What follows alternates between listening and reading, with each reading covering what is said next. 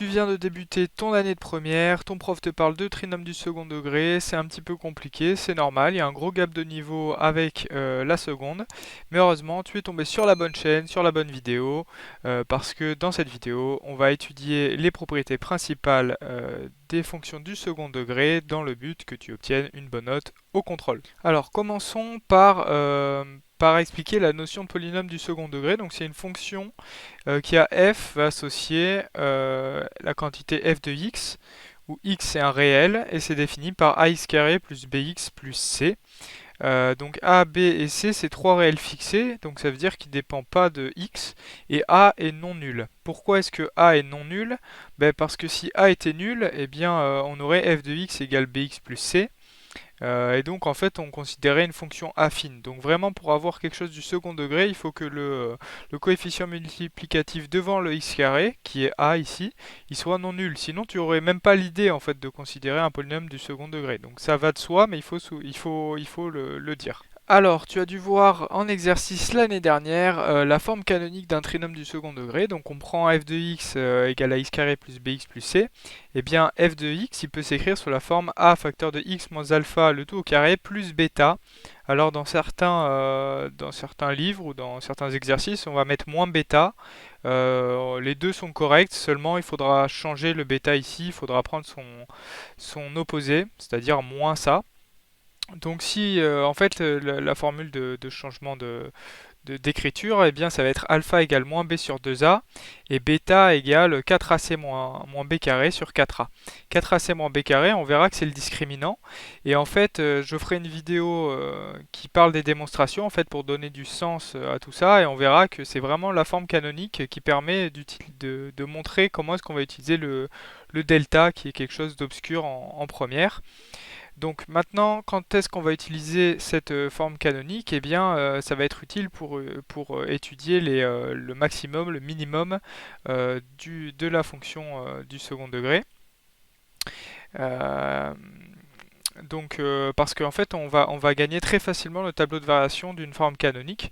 Parce que, par exemple, si A est positif, en fait, le tableau de variation va dépendre du signe de A. Si A est positif, vu que x moins alpha au carré c'est toujours positif ou nul, parce que un carré est toujours positif ou nul, donc vu que a c'est positif, le gros morceau là, le produit a facteur de x moins alpha au carré, eh bien ça va rester positif. Et on va ajouter bêta. Donc on peut minimiser ça en prenant x égale alpha.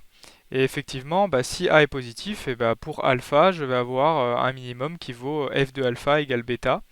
Et donc de la même manière, si A est négatif, et là maintenant je vais avoir l'inverse. Je vais avoir un maximum global sur R. Ok, donc c'est pas mal embarqué cette affaire. Si j'ai un polynôme du second degré, je sais trouver par la forme canonique ses variations. Maintenant, j'aimerais trouver son tableau de signes en fait. Donc comment est-ce qu'on va faire pour trouver facilement le tableau de signes? Eh bien, on va passer par le discriminant. Déjà, qu'est-ce que le discriminant? Eh bien, si j'ai un polynôme du second degré qui est défini par f qui a x va associer à x carré plus bx plus c, eh bien, le discriminant de ce polynôme, ça va être le réel delta qui est défini par b carré moins 4ac.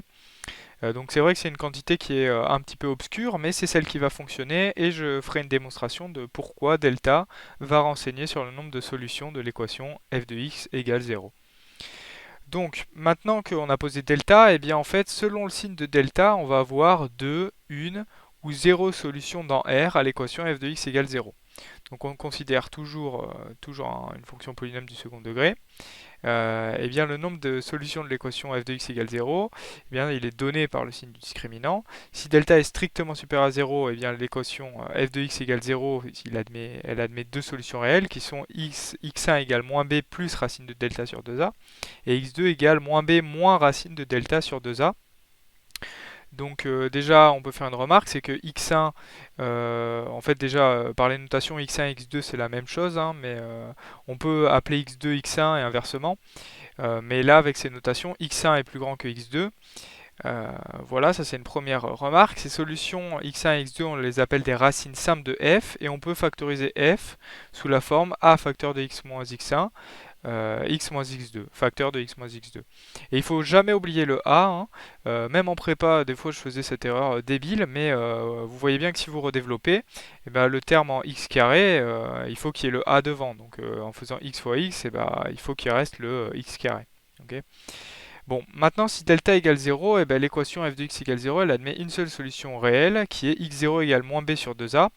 Mais en fait, vous avez juste besoin de savoir x1 et x2 hein, parce que si vous prenez delta égale 0, eh ben vous trouvez moins b sur 2a et les deux solutions se valent. Donc en fait, on peut dire que delta égale 0, c'est un cas particulier de delta supérieur ou égal à 0. Bon, si delta égale 0, x0 elle est appelée racine double de f. Pourquoi est-ce qu'elle est double? Ben parce que si je factorise, je l'écris sous la forme f de x égale a facteur de x moins x0 au carré. En fait, c'est x moins x0 fois x moins x0. Et enfin, si delta est strictement inférieur à 0, ben la racine carrée n'a plus de sens au sens des réels. Donc c'est que l'équation f de x égale 0, elle admet aucune solution réelle. Voilà, donc maintenant cette propriété elle peut être reformulée de manière graphique. Bon, ça c'est juste un équivalent, disons, graphique à cette propriété. Bah, le nombre de solutions à l'équation f de x égale 0, bah, c'est le nombre d'intersections entre la courbe représentative de f et l'axe des abscisses. Ensuite, j'ai fait une petite dinguerie qui donne, en fait, c'est un script informatique qui renvoie le graphe d'un trinôme du second degré en fonction de a, b et delta. Donc ici on a les f de x et là on a les x et là maintenant je vais changer les paramètres a, b et delta. C'est vrai que j'aurais pu choisir a, b et c effectivement, mais pour montrer l'importance de delta, eh ben, j'ai préféré prendre delta plutôt que c. Ok, donc a en fait, a ça va orienter la courbe. Si je prends a positif, et bah ça fait la bouche d'un smiley qui est content. On dit que les branches de la parabole sont tournées vers le haut. Par contre, si A est négatif, et bah maintenant les branches elles vont être tournées vers le bas. Donc en plus, si j'augmente A en valeur absolue, ça va contracter la courbe. Voilà.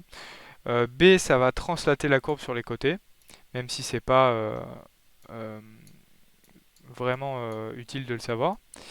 Là, vous voyez que ça translate la courbe sur un côté.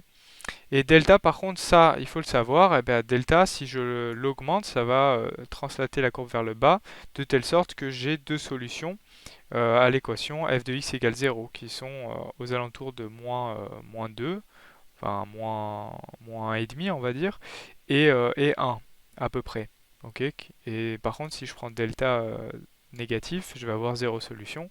Si je prends delta égale 0, je vais en avoir une unique solution qui est moins b sur a. En l'occurrence, ça va être moins 13 sur 5,5, ce que je vous laisse calculer.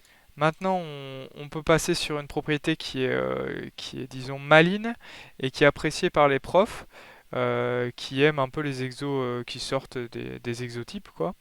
C'est la somme et le produit des racines. Donc si j'ai un polynôme ax carré plus bx plus c, et et qu'on suppose son discriminant de delta supérieur strict à 0, la somme de ces racines elle vérifie moins b sur a et son produit vérifie x1 fois x2 égale c sur a, ce qui se démontre très facilement à l'aide des expressions de x1 et de x2 hein, qui ont été rappelées ci au-dessus. Euh, ici très précisément. Hein. En fait, ça veut dire que si je trouve x1 ou x2, je peux trouver l'autre racine, sachant que je connais b, a et c, donc je peux utiliser l'une ou l'autre des formules. Par contre, je peux pas utiliser les deux formules en même temps pour essayer de résoudre le système de deux équations à deux inconnues parce qu'en fait ça reviendrait à essayer de résoudre ax carré plus bx plus c égale 0 et on sait bien que sans delta c'est compliqué et delta c'est pas quelque chose qui est évident, la démonstration n'est pas évidente donc on risque d'être bloqué en faisant ça. Ok, donc maintenant on passe finalement au tableau de signes de ce trinôme. Donc on prend x carré plus bx plus c. Bah, la propriété générale à savoir, peu importe delta, en fait, peu importe le signe de delta, et bah c'est que f il est du signe de a en dehors de ses racines et du signe opposé à a entre ses racines, si entre ses racines a un sens. C'est-à-dire que bah, si j'ai une racine double, bah j'aurais pas entre ses racines, j'aurais juste 0, ce qui est le cas, dans le cas intermédiaire au milieu là. Ou si j'ai pas de solution, bah ça n'a pas de sens, hein, ça. Ok. Donc pourquoi ça? Je donne une brève explication. Bah, en fait en moins l'infini et en fait en plus ou moins l'infini, ax carré plus bx plus c, et ben il va être dominé par ax carré. C'est-à-dire que c'est vraiment, vu que le carré en termes de valeur, hein, il est plus grand que x, bah, c'est ce terme-là qui va dominer vers les infinis.